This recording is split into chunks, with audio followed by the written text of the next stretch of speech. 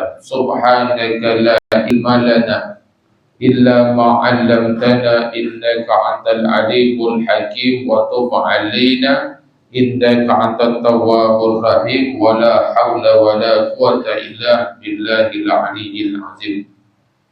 Allahumma inni as'aluka fahman nabiyyin wa hifzal mursalin wa ilhamal malaikatil muqarrabin.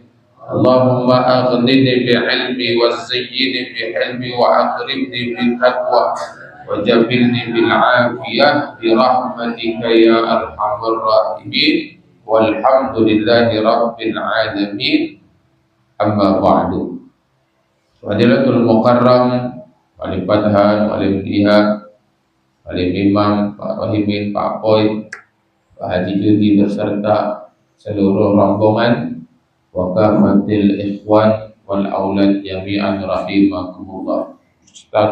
Puja syukur kita kehadiran Allah Subhanahu wa taala yang telah mengumpulkan kita kembali di majelis kita ini, majelis Habib Muhammad.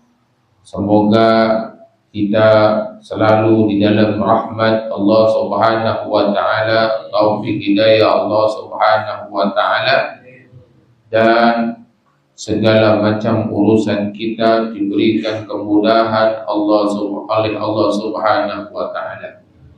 Kemudian salam dan salawat senantiasa kita kirimkan kepada Nabi kita, Nabiyuna wa Nabiyukum Muhammad sallallahu alaihi wa alihi wasallam. Allahumma salli ala Sayyidina Muhammad wa ala ali Sayyidina Muhammad. Allahumma salli ala Sayyidina Muhammad wa ala ali Sayyidina Muhammad. Allahumma salli ala Sayyidina Muhammad wa ala ali Sayyidina Muhammad. Ma'asyiral ikhwani jami'an rahimakumullah, kita lanjutkan kembali rutinan kajian kita dengan membaca daripada kitab Fawaidul Mukhtarah, Majmu' Kalam daripada Al-Habib Zaid bin Ibrahim bin Samin hafizallahu ta'ala wa nafa'ana bihi wa bi ulumihi fid darin amin. Kita sampai kepada Kitabul Halali wal Harami, ya, bagian tentang perkara halal dan haram. Ini perkara yang penting, sebab di dalam Islam itu bahwasannya perkara yang halal, innal halala bayyinun wa innal harama bayyinun. Sesungguhnya perkara-perkara yang halal itu sudah jelas. Begitu pula perkara-perkara yang haram juga jelas. Ini sudah menjadi garis tegas di dalam Islam, mana hal yang diperbolehkan dan mana hal yang tidak diperbolehkan. Adapun di antara keduanya perkara yang syubhat. Sebagai orang yang menjaga kehati-hatian, maka dia meninggalkan perkara yang syubhat. Ini sungguh luar biasa. Syariat yang dibawa oleh Nabi kita Muhammad SAW menjadi pegangan utama kita untuk kita bisa mendapatkan keselamatan dunia dan akhirat.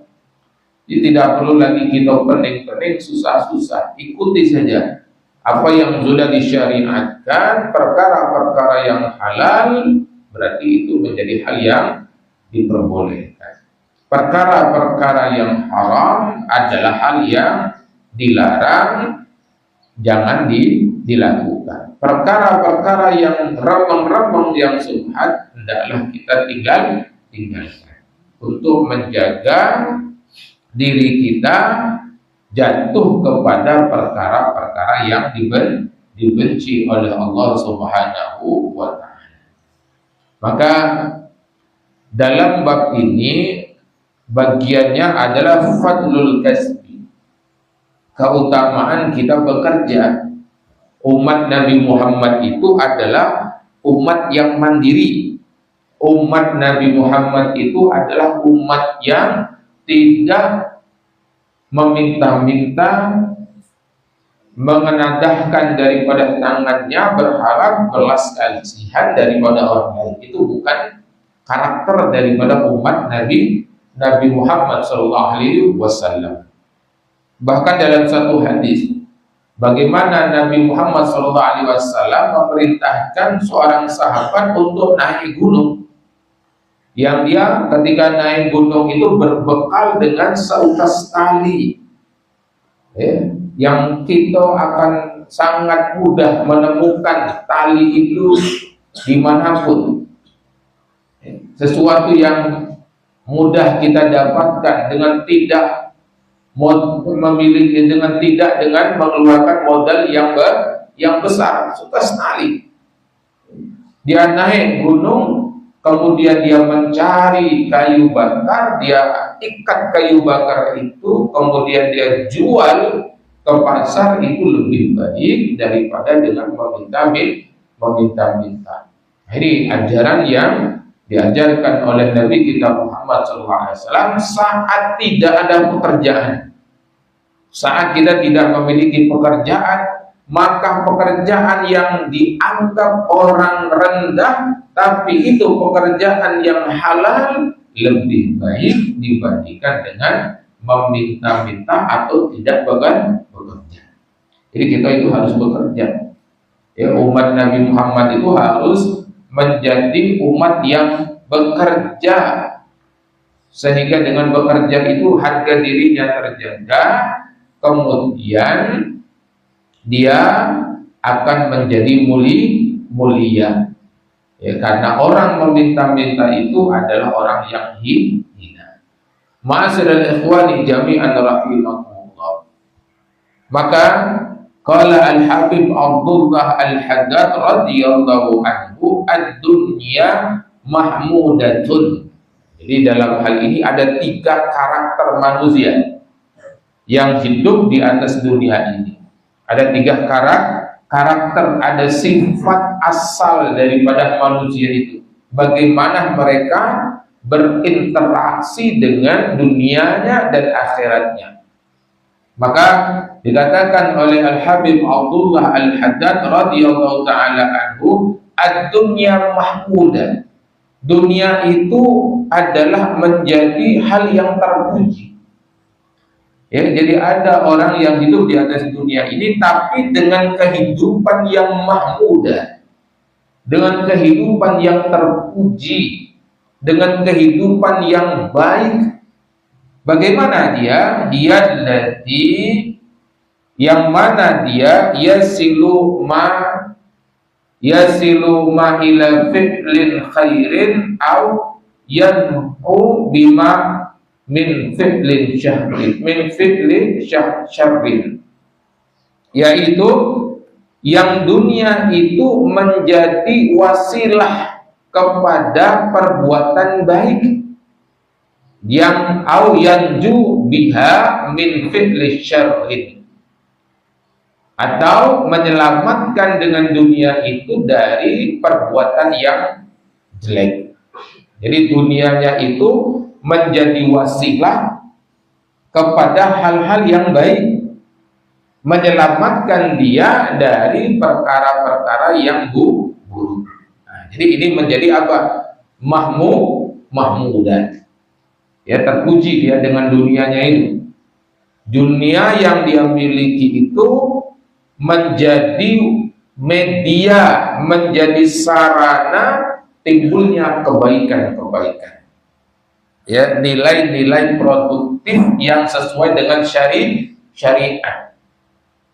Ini adalah orang yang terpuji dengan kehidupan dunianya.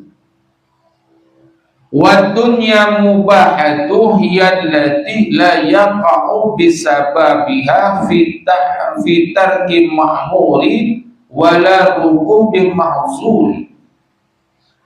Yaitu ada orang yang dengan dunia itu mubah, tidak punya nilai. Mubah, tidak ada nilai. Ya, tidak ada nilai. Bagaimana orang yang tidak memiliki nilai dengan dunianya, padahal dia ada potensi-potensi dunia ini ada di dalam genggamannya, tapi tidak punya manfaat, tidak punya nilai. Orang seperti apa dia? Allati la yaqa'u bisababiha fi tarkil mahmuri wala rukubil mahzur. Yang mana dia dengan dunianya ini tidak dengan sebab dunianya berada di dalam kelompok orang yang meninggalkan perintah, dan tidak pula orang yang melakukan larangan. Tidak akan dimanfaatkan.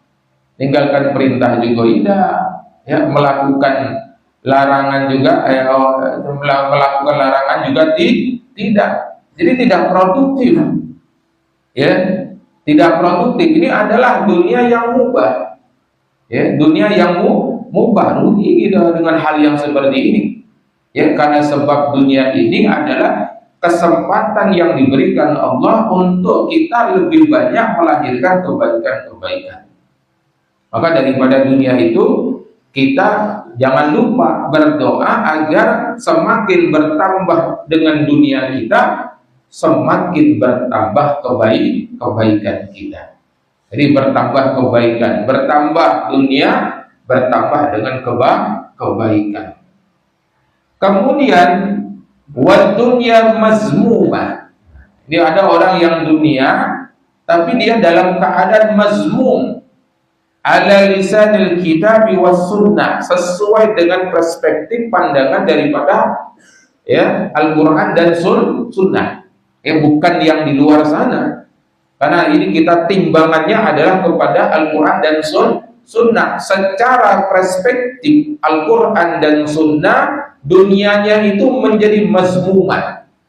Siapa dia? Allati yaqa'u bisababiha fi tarki ta'ah aw fi'li maksiyah. Yang dunianya tadi menjadi sebab dia berada kepada hal yang meninggalkan perintah, atau menjadi sebab dengan dunianya dia melakukan kemaksiatan. Nah ini mazmumah, itu jelek berarti. Nauzubillah min zalik. Dan kita perlu ketahui secara prinsipnya dunia itu adalah memiliki daya rusak. Ya, daya rusak, sehingga kita harus pintar-pintar. Supaya apa? Supaya kita tidak diperbudak oleh dunia. Karena ada orang yang diperbudak oleh dunia. Sehingga apa? Sehingga dia melupakan aturan-aturan Allah dan melupakan bahwasannya rezeki itu yang memberikan adalah Allah Subhanahu wa ta'ala. Nah ini luar biasa. Orang yang seperti ini diperbudak oleh dunia sehingga lupa hakikat daripada kehidupan. Nah orang yang seperti ini adalah orang yang mazmumah. Di bagian yang mana yang kita harus cari? Yang mahmuda, itu yang kita cari. Bagaimana dunia ini menjadi wasilah bertumbuhnya kebaikan, baik kepribadian kita ataupun dalam hal kita bermuamalah dengan sesama manusia. Dengan adanya dunia yang kita miliki menyelamatkan kita daripada hinaan manusia. Jadi dengan adanya dunia tadi kita tidak akan menjadi orang yang meminta-minta, sehingga orang akan memandang kita dengan pandangan menghormati. Ataupun muamalah kita dalam hal ketika kita berhubungan dengan manusia dikenal dengan orang yang dermawan, ya, sehingga kita selalu ingin nolong orang. Nah ini maka dunia yang ada padanya itu menjadi mahmudah, mengangkat derajatnya kepada derajat orang yang dipuji oleh Allah Subhanahu wa taala. Ya, bukan dipuji oleh manusia. Kalau dipuji manusia itu tidak ada gunanya kita. Kita melakukan aktivitas ibadah kita semata-mata karena Allah Subhanahu wa taala. Nah, yang kedua itu adalah orang-orang yang dulu, ya. Orang yang dulu dia ada dengan dunianya itu, tapi nilai-nilai kebaikannya untuk akhirat tidak dia dapatkan. Ya, disimpan, ditumpuk-tumpuk, mati. Nah, itu. Setelah mati jadi warisan dia di dalam kuburnya tadi akhirnya merana-rana, nunggu sedekah daripada ahli warisnya. Kapalah ahli waris aku nak kirim sedekah untuk aku, hadiahkan pahalanya untuk aku. Semasa dia hidup lupa dia nak sedekah. Nah, setelah dia mati menunggu kalau ahli warisnya itu nak ngirim pahala sedekah, apa-apanya baik tidak do sedekah, apalagi ahli waris. Bapaknya sendiri saja tidak dikenali sebagai orang yang ahli sedekah. Lupa dari ngumpul banyak mati dia. Ya, mati. Innalillahi wa inna ilaihi raji'un. Telah meninggal orang yang terkaya di kota Lubulingga misalkan, kan? Ya, tapi orang yang terkaya ini tidak dikenali sebagai orang yang ahli sedekah. Sehingga selinggau hangat ini cerita harta itu di mana-mana banyaknya luar biasa. Tapi juga menyempil satu cerita yang tidak bagus, pelit cuma dia. Ya, pelit. Mati dia. Ya, mati tadi. Setelah di alam kubur itu menyesal dia. Ya, sebagaimana dalam Al-Qur'an itu, ya, laula akhartani ila ajalin qarib la asaddaqa wa akum minas shalihin. Ya Allah, ya, waktu itu orang yang dalam satu tafsir itu sebutkan ini orang yang dalam keadaan sakaratul maut. Ya, orang sakaratul maut itu kan dibukakan itu. Ya, kehidupan dia nanti di akhirat itu. Ternyata hidupnya dia di akhirat itu langsa. Ya, maka dia berharap, ya Allah, tunda dulu, jangan mati dulu. Aku nak sedekah. Tidak baca lagi. Ya, karena sudah waktunya malaikat itu mencabutnya nyawa, atau hal yang dia ucapkan ketika di alam kubur, minta kembali hidup di dunia supaya bisa bersedekah. Dengan bersedekah tadi dia menjadi bagian daripada orang-orang yang saleh. Tapi dah hati lagi kesempatan itu. Ya, maka penting kita untuk bagaimana setiap potensi dunia yang ada pada kita ini memiliki nilai produktivitas dunia dan akhirat. Ya, jangan kita berharap dengan kebaikan orang lain, karena Allah sudah kasih kebaikan dengan kita. Allah sudah jadikan dirimu orang yang mandiri secara finansial, maka jadikan dirimu mandiri secara amal. Jangan kebalik. Ketika dengan dunianya tadi dia mandiri secara finansial, tapi ketika nanti di akhirat dia ingin transparan amal, kan kebalik ini. Ya, ini tidak sinkron. Maka dengan potensi dunia dia menjadi orang yang mandiri secara finansial dan dia mandiri pula secara amal. Laha ma kasabat wa 'alaiha ma kasabat. Ya, tapi ini ayat tidak kemudian dipahami membatasi kebaikan orang yang dihadiahkan kepada kita. Ya, ini orang-orang yang ingat-ingat ngirim Fatihah, ingat-ingat ngirim pahala sedekah subuh, ya sedekah Jumat, aku nikah, ya setahun lah memperingati haul daripada abah saya, ya undanglah wong 40, ya undang orang 40, kemudian yang dikumpul tadi, senang hatinya dengan kiriman tadi, ya. Nah, jangan sampai kiriman ini yang utama. Ya dah, kalau kita jadi mahasiswa dulu nunggu kiriman. Nunggu itu paling tidak mengenakan itu, menunggu itu. Kalau pajak kita bukan nunggu, kita sudah punya, ya, yang ditunggu tadi ziyadah, tambahannya bukan yang utama. Jadi jangan jadi orang yang mubah ini juga, karena orang yang mubah ini orang dungu. Double dungunya yang mana? Double dungunya jadi adalah yang mazmumah. Dengan dunia semakin dia jauh dari kebaikan. Nauzubillah min dzalik. Ma'asyiral hadirin yang dimuliakan Allah Subhanahu wa taala. Kemudian lanjut kepada perkataan selanjutnya, annasu salasatun rajulun syaghalahu ma'ashuhu an ma'adihi fahuwa minal halikin. Ada 3 blok mirip-mirip, tapi ini lebih spesifik lagi. Seseorang sibuk dengan dunia, lupa dengan akhirat. Bahwa minal halikin, maka ini orang masuk kelompok yang celaka.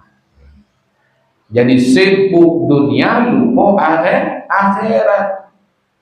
Sehingga dalam satu hadis itu, kun fid dunya ka'abiris sabil. Jadilah orang ketika di atas dunia itu ibaratkan pengembara.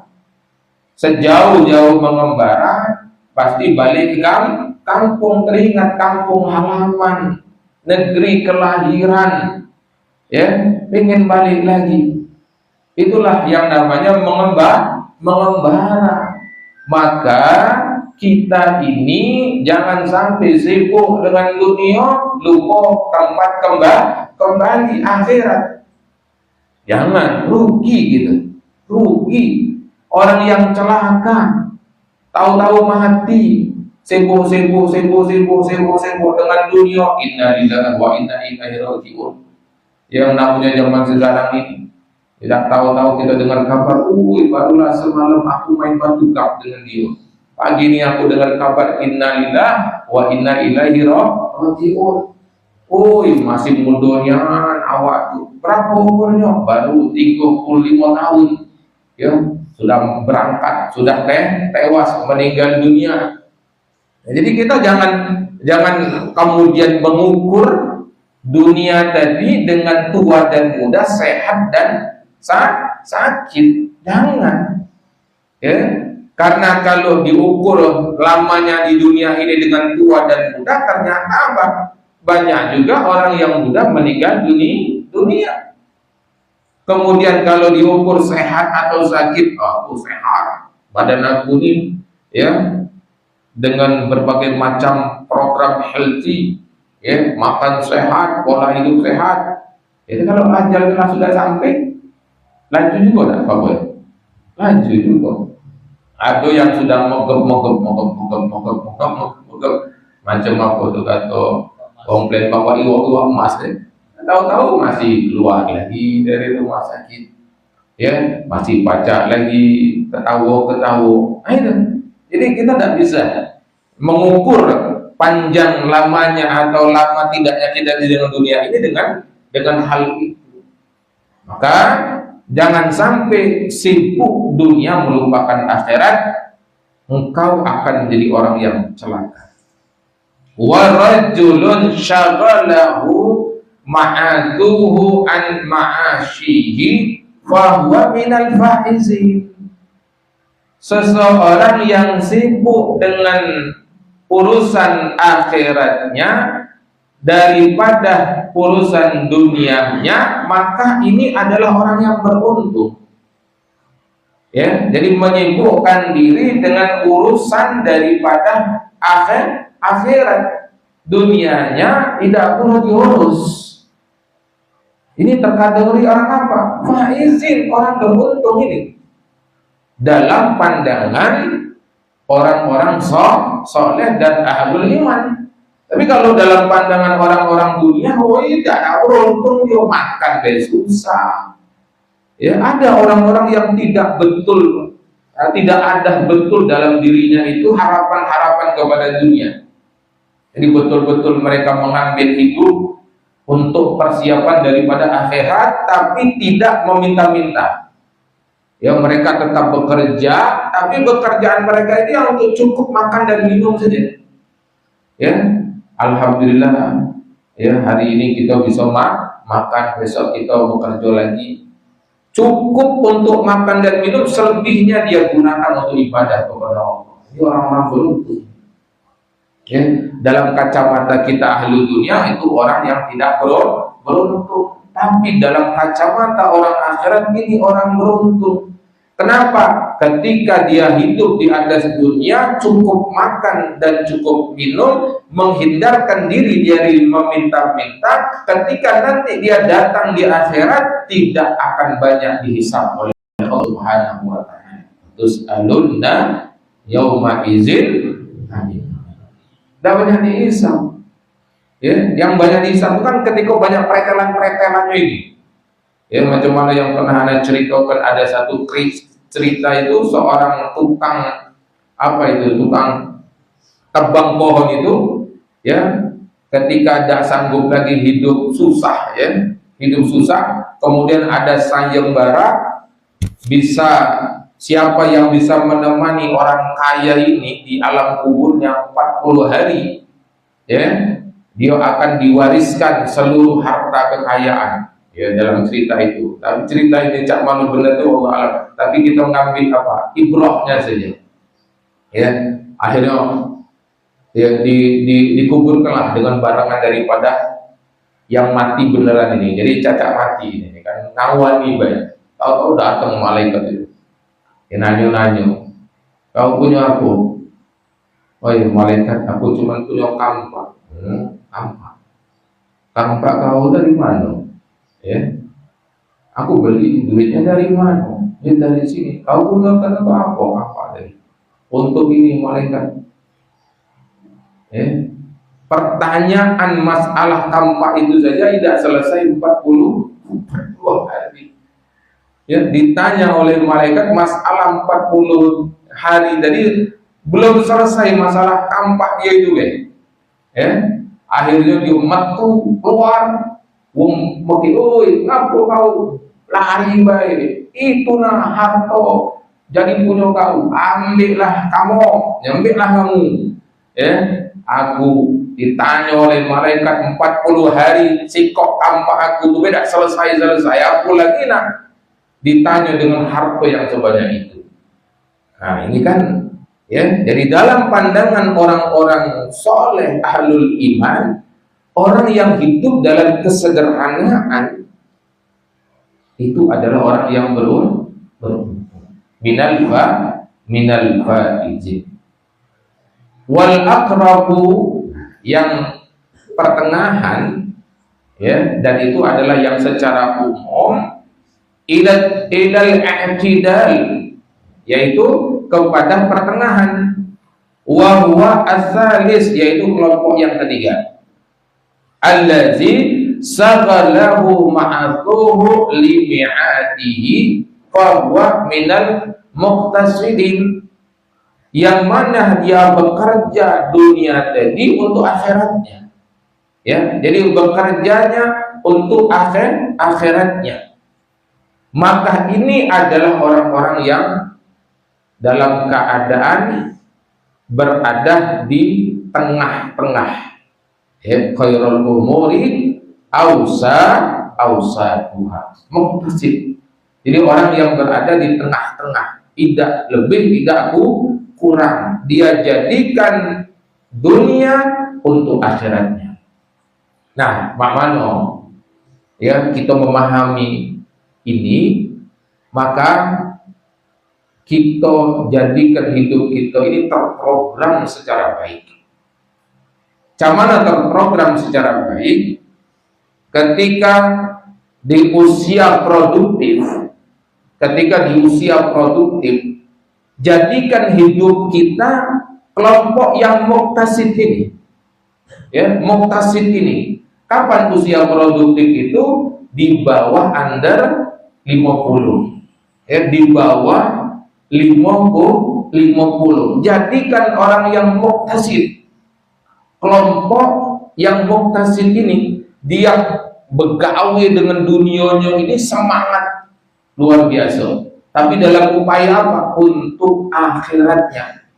Ketika di usia 50, maka jadilah kelompok yang alfa izin, ada sudah passive income. Ya, passive income. Jadilah rumah ya bedengan sikok baik.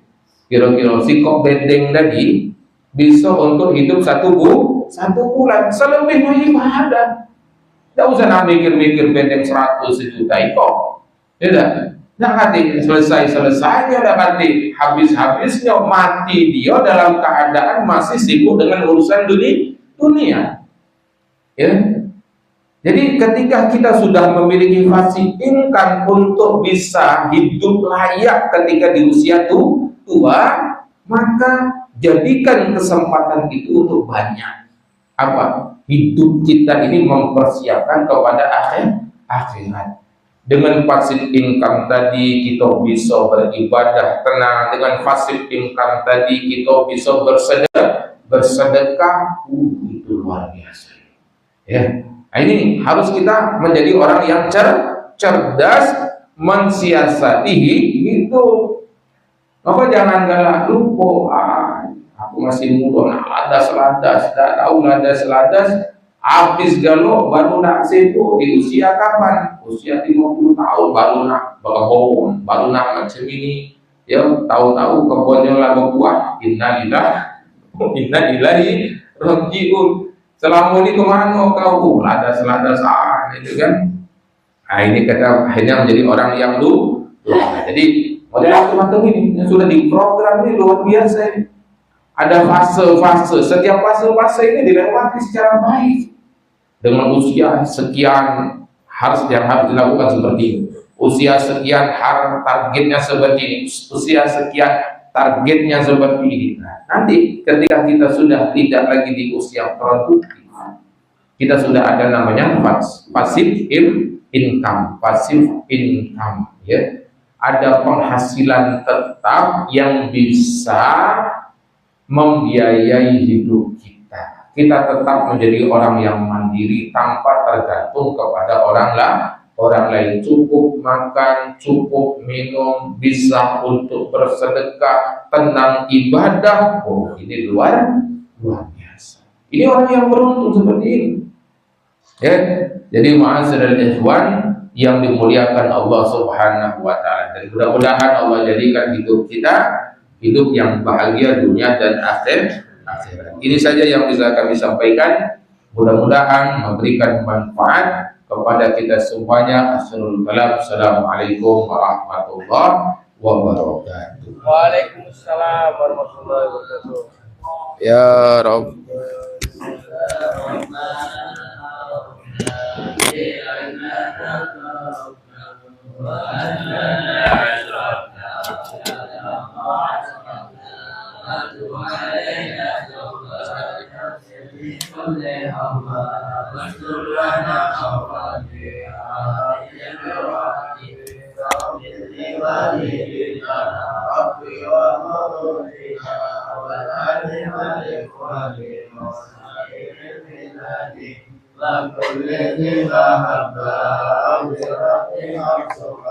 والمسلمين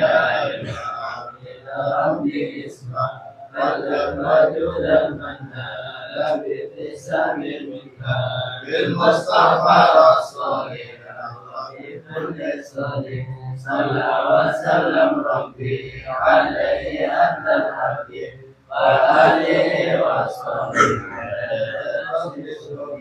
والحمد لله بمن وتنادي.